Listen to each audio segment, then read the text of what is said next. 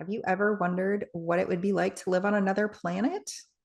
It's something that I had never thought about, but it's exactly what I felt like I experienced after losing Lance. We had been isolated for so many years, and the world changed so much during that time. I did not recognize it. We had access to the same technology that everyone else did, but there was no reason to use it because Lance had dementia and he needed things to be familiar and comfortable to him. So we basically lived in a previous decade as far as technology was concerned. Well, as far as most things were concerned, we listened to music on iPods and we mostly stuck with music that Lance was comfortable with. When I moved after he died, I had no idea how to even find new music. I didn't even know where to begin. It was overwhelming. I bought a new car just before we put him on hospice because I didn't need the van anymore. And because I had barely spent any time inside that car, it took me about 3 years to learn the technology in my car because I wasn't driving it. In 2022, I flew for the first time in 9 years. And I remember getting to the gate and sitting in my seat, waiting for the plane to board. And I looked around, and there was not another person talking to another human being. Everybody was staring at their screens. And I was just dumbfounded. What had happened to the world? Because the last time I had flown, the airport was a bustle of activity and it was loud because people were talking. This was like being in a library. It was the strangest thing. But what really bothered me was I had been isolated for so many years. I was ready to start talking to people again. And suddenly the whole world had lost interest in communicating with people in person. When I got on the plane, I was the only person in my area that didn't have headphones or AirPods or earbuds or whatever they were. I didn't even know what they were. I didn't even have any for my phone. I had no reason to use them. So I sat on that plane basically feeling like I was by myself because everybody was tuned into their phones. Sometime after that trip, I realized that I was experiencing reverse culture shock. Crazy, crazy, crazy. That's so wild for me to think through sort of landing on this alien planet of a lack of in-person communication and an increase of technology without a really well-developed understanding of what's going on around you. I think there are people, probably a very, very small percentage of people who have resisted technology and exist in this modern space, um, maybe still acting like they have for the last 10 or 15 years, but that's by choice. It's not, it wasn't an accident, right? They made those conscious choices to avoid technology. That wasn't the case for you. It had just passed you by while you were caring for Lance, and now suddenly you were kind of dropped on your head. And wow, wow. Right. It was so weird. And it's still shocking to me at times when I get out and I'm at a restaurant and I see people sitting across from each other, both of them on their phones. I would have never done that. I don't know. I mean, it just to me, it's just so strange. And when I tell people about it, they look at me like I'm the weird one because this is just the norm for everybody. But from 2010 to 2020, we were very isolated and I didn't keep up with all the technology and I wasn't around other people except for at the hospital, at the gym, or when we went traveling and or the grocery store. But those are all places where you're not really tied to your phone. So it was really shocking to me. When you realized that the world had moved on and left you behind, so to speak, do you think that made your grief process more intense or maybe different Do you think it added to the the grief that you were experiencing from the loss of your husband, but also realizing, oh, I've lost a decade? Did that contribute to that at all? It did. It did for sure. But what it also did was it made me feel like I've got a lot of catching up to do. Oh my gosh, I better get busy. So I have really immersed myself in a lot of things just so that I can get back up to speed because I feel like, and I've said this before, I said this in the last episode, that I felt like a child having to relearn everything. And it's just such a strange feeling as an adult in my 50s having to learn things that everybody already knows that's my age.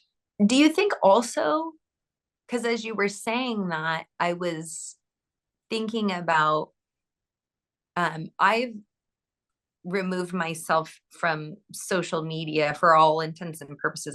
I don't get on it anymore. And that was by choice because it was becoming so overwhelming to me that I just couldn't, I needed to just take it out of my life for some, like some peace. It was something that needed to be removed. Do you feel like not having the creep of technology in your life, so that that slow drip of almost like addiction or dependency that happens over time, do you feel like because you didn't have that, you were in a better place to be able to pick and choose how much of that you want to bring into your life so you can get up to speed, but also look at things with maybe a more objective um, point of view and say, I don't want that. I'm not going to adopt that piece of it. Is that giving you more power in that area? I do feel like it's made me more aware of what I'm doing. If I get stuck scrolling on my phone, I I notice it and I've set my phone down. I've actually set timers on my phone to keep me from doing that because I don't like it. I don't like how it makes me feel. And I do think that it's different for me because I didn't fall into that pattern like everyone else did. That's it. I think that's such an a valid point because as much as we criticize people for being on their phones, as I think as a society, we talk about it and we criticize people for it, and yet we all do it. So it's it's like everybody's kind of in the same boat. So I think your perspective is really good that you can say, I don't like how that makes me feel. So I'm going to make the choice to put that aside and not get into that. And maybe there's a space for like the silver lining of the being dumped into the alien planet is you didn't go through that, kind of inoculation of little bits, little bits, little bits, little bits until you're just, drowning in technology and social media and all those things. So maybe that's the silver lining of that, um, of just of that circumstance, like you said, of maybe the rude awakening. Well, I think part of it for me too is that I was isolated for so many years and we were indoors a lot. So by the time he passed away, I was so tired of being indoors. I wanted to do anything but be inside. I wanted to be out in nature. I wanted to feel the sunshine. I wanted to go for drives. Well, I want to go for drives now. I didn't in the beginning, but the phone is not a part of that. So I just it's just another way that I feel like I'm so different. I just if I didn't have a phone, I don't think that I would even care, except that I need my calendar. I wanted to say one other thing about your airport experience because as it turns out, I work in an airport, so I see this all the time. I see it every day, and it's sometimes shocking to look around and see, 50, 60, 80, 100 people in your immediate vicinity, and a dozen of them are having conversations. Everyone else is just looking down. And I said I cut out social media, so I don't I don't see really anything that's going on in anyone's lives, including my own immediate family. And one of the benefits to that I've found is that I get to catch up when I see people around town, out in the grocery store, at the gym, at the airport, wherever I see them. I get to catch up on their lives.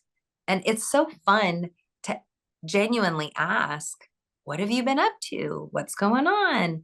That I've enjoyed so much. It's kind of encouraged me to continue along this path. And I think you experience that wanting to chat with strangers or get to know people or just participate in society.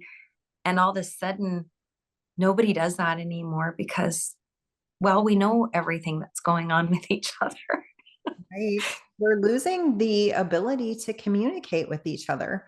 And it's not a good thing. And I'm feeling it now. I'm working so hard to get back to communicating with people.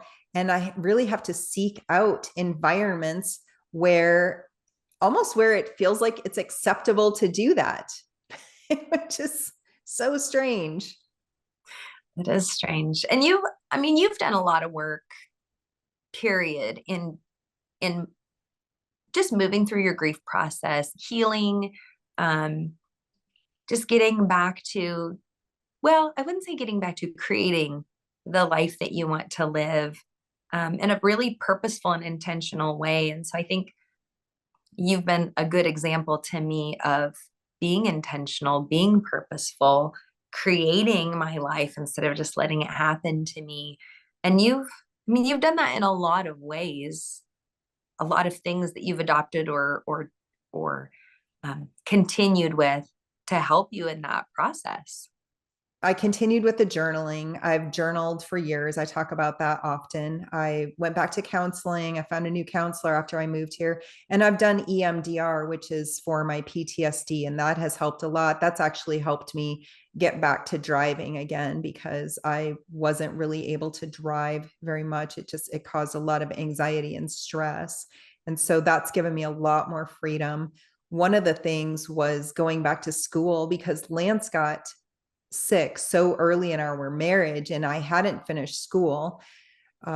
Every time I tried to go back, something would happen with him. And so I never finished. And so I decided once he died that was one of my first goals was to get back to school and to get some sort of degree. So that was huge. And I struggled a lot with it. I was always a pretty good student.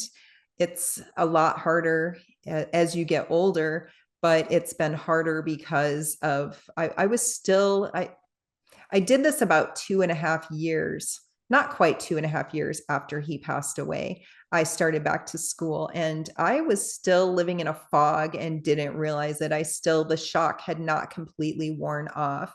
And so I struggled to get those good grades that I wanted. And I struggled to understand and I struggled to communicate with people.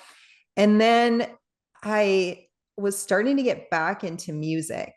And like I said in the beginning, I didn't know how to find music because I'd been listening to it on my iPod, but that was really hard for me to listen to because it was all the music that Lance and I listened to. And so there was a heaviness to it. And so I had a couple of friends that started introducing me to music that was different than any music that I had ever listened to.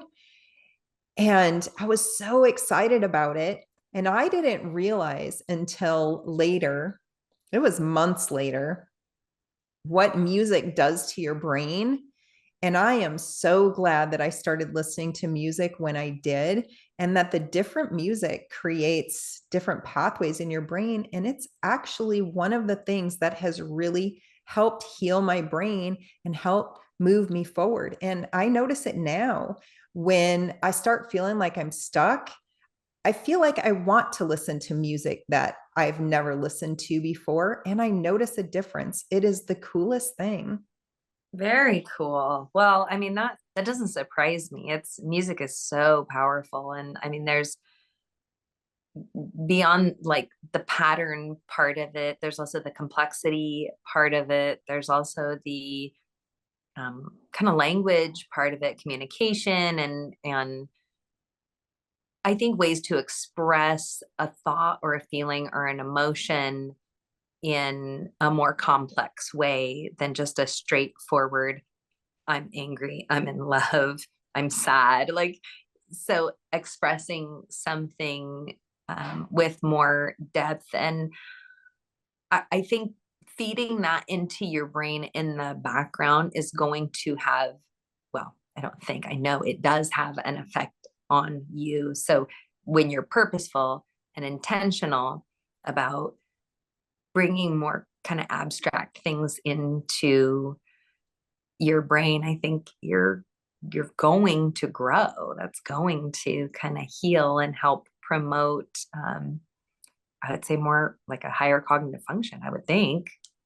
Right. And there are scientific studies to back that up. I'm not a scientist, so I can't point you to anything, but I've listened to several podcasts on it and from scientists, and I've read a lot of papers on it because I was so fascinated by it. And I don't know why it never occurred to me, because music was something that made Lance come alive like nothing else did when he had dementia. And so I don't know why I didn't connect those two things, probably because I lived in a fog. But now looking back, it makes so much sense why music was such a big deal to him. And then one of the other things that I've done is I've traveled a lot in the last 2.5 years. And just doing that has helped heal my brain so much for many different reasons. I mean, I'm facing my fears. I'm putting myself in situations that are unfamiliar. I'm going to places that I've never been before. I'm experiencing cultures that I've never experienced before, and all of that has been such an important part of my healing. And I hope that I can continue doing that. I think one of the coolest things about traveling, and it doesn't matter if you go halfway across the world or if you go three counties over, it doesn't matter. You're seeing new things, and so your brain is required to pay attention to those things, take in information, and process it. When we stay in the same environment all the time, whether that's um, our commute to work, whether it's just our home, whether it's our neighborhood, the things that we do all the time, we're always those patterns in our lives. We stop paying attention. We stop paying attention, and that's just natural. That's the way that our brain kind of prioritizes what information to pay attention to or not. And when it's seeing the same thing all the time, it doesn't need to be consciously aware of that anymore. And so that's an efficiency mechanism, I think.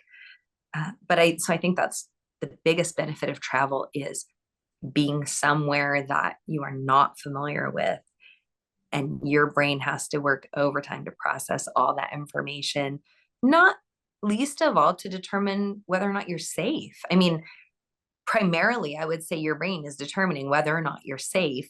And so that at its base is that's a lot of stimulation, right? So you've had to take on some pretty big challenges.